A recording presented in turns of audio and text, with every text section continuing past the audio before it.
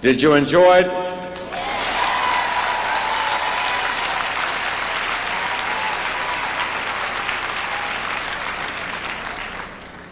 It has been an unusual day for me. I suffer from ADD. And you gotta know that being seated here for the last few hours, not being able to interact and comment, has been singularly the toughest job of my life. But it's been worth every single solitary second. Thank you, women of America.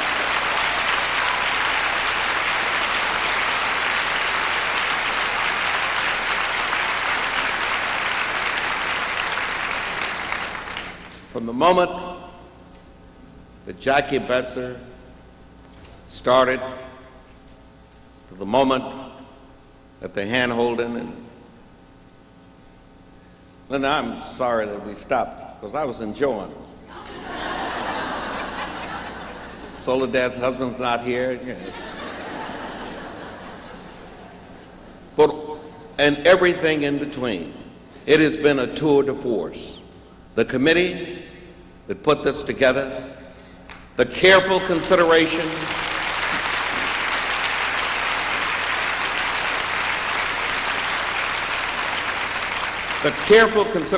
that went into the program. I don't know for you, but I don't think I've attended a conference where a clear search and find human beings willing to share, capable of sharing, in language that can be understood by everybody with the greatest degree of sincerity and refreshedness that I've witnessed in a conference in a long, long time.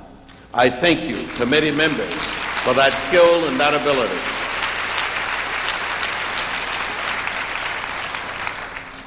You can plan the best program in the world, but it doesn't work unless there's somebody here to appreciate it.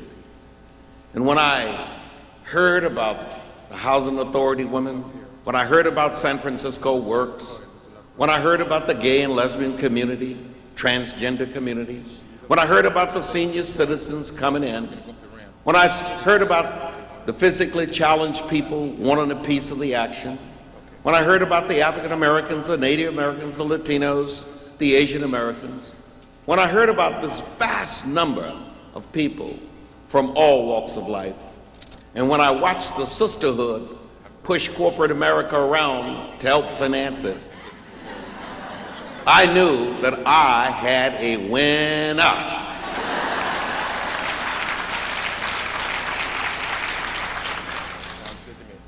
And then the three women from the South journeying here to participate, helping us launch what I now know has to be an annual event.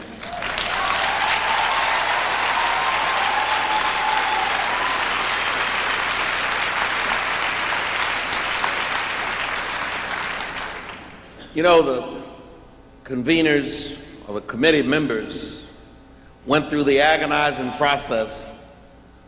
Do we put the political women on the stage or don't we? And I just kind of sat there and smiled, said, you know, you can think, if you want to, political women with political titles, but every woman you put up there, I guarantee you she'll be political. And I was right.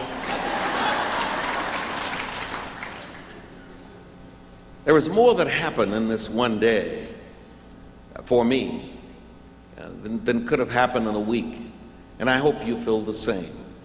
Many of you have said, when you've seen me talking on the telephone, that's been communications from upstairs, from Carolyn and from Michael and others, telling me about the number of you have said, can we get a tape? Well, if you will communicate directly with the same people that got you here and have them notify Carolyn Carpenetti, we may very well be able to produce the tape and give it to you for a slight fee. Just the cost of tape production, $2 or $3 or $4, I don't know what it is. But it seems to me the young women who were here from the high schools, and there were any number of them that were here from the high schools, in some cases brought in by their mentors, Soledad, as you say, about the mentoring relationship, others who just kind of wandered in on their own, and then a whole host of women between 21 and 25 and 27 just starting their careers. And they were all here, in some cases skeptical. But now I know they will want the tape because they'll want to show it to their sisters, who are the doubters in many cases. But that's the generation that we clearly need to reach in order for these words to resonate in the halls of decision-making, for quality results to be the reality of these kinds of meetings. I hope that what comes out of this, that committee will reconvene themselves, listen to the comments you've made on your cards, give me a report, and give me directions as to what they want to do next. These events have to be booked almost a year in advance in order to grab the people that need to be done. And I know some of you are going to say we need breakout sessions and all that. Know that the one thing I insisted upon is every one of us here, hearing everybody who came to have something to say, and I think that's the way it really ought to be.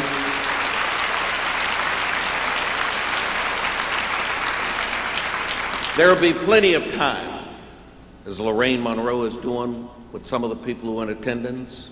Tomorrow she's doing a after event with them. There will be plenty of opportunities. Pull together your own meetings. Whether you're in Merced, as has been the case, whether you're in San Diego or Los Angeles, and we have people from all over. Women came from all over to participate in this conference. Pull together a small meeting in your own community, in your own neighborhood. Spend 2 or 3 hours discussing what you heard here and attempting in one manner or another to implement those things which you believe to be implementable.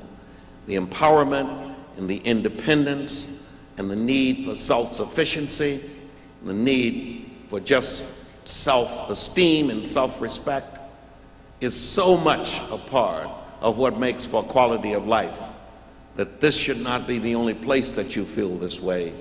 You ought to share your feelings with others who were not here in your own community and in your own way. And believe me, many of the people who appeared here, if it is all possible, they'll respond positively to your invitation to come be with you. So out of this conference and out of the networking that you've done, lots of good things should occur. Now you notice that I carried a paper with me. Any of you who know that I make up what I'm going to say as I'm saying it, which sometimes gets me in real trouble. But this time, this paper represents something that's very special. Our San Francisco Board of Supervisors, led by President Barbara Kaufman, who was here, Leslie Katz and Sue Bierman, all of whom were here today, yesterday unanimously passed 10-0 by that board, the first local implementation ordinance for the United Nations Convention on the implementation and the immediate elimination of all discrimination in every form against women throughout the world. It is a profound human rights statement.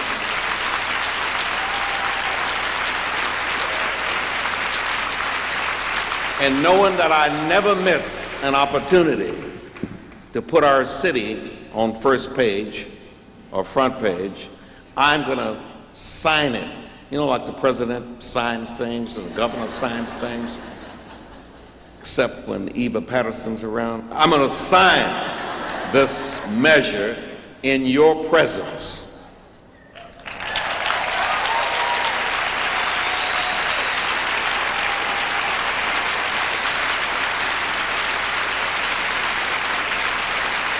I mean, when I left Texas, I had no clue that one of these days I'd be signing stuff with this amount of juice behind it. That's how I lost my accent.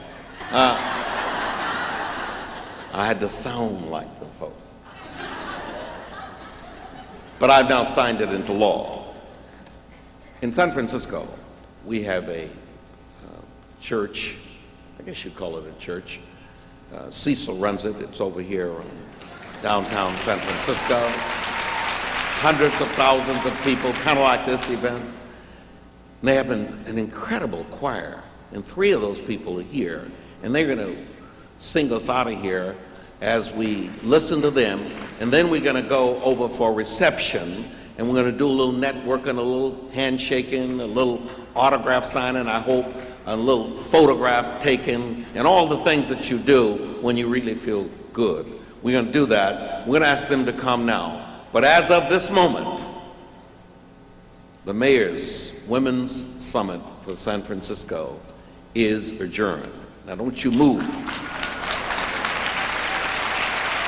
Don't you move. Wait.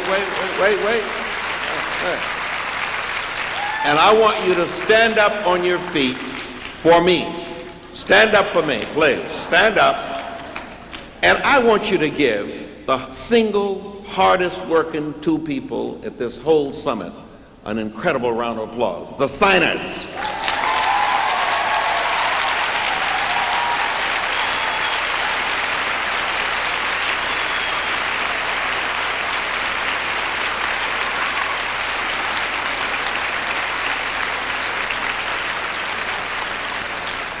It has been magic.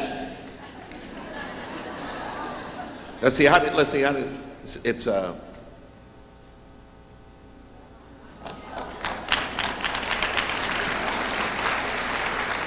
for those of you who missed it, I love you. And you can either do it. What do you mean, there you go?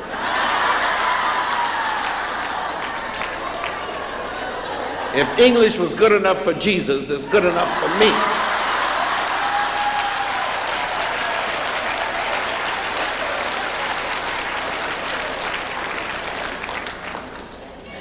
Thank you kindly, and now let's listen to the Glides. Sit down and let's listen to the Glide singers for a minute.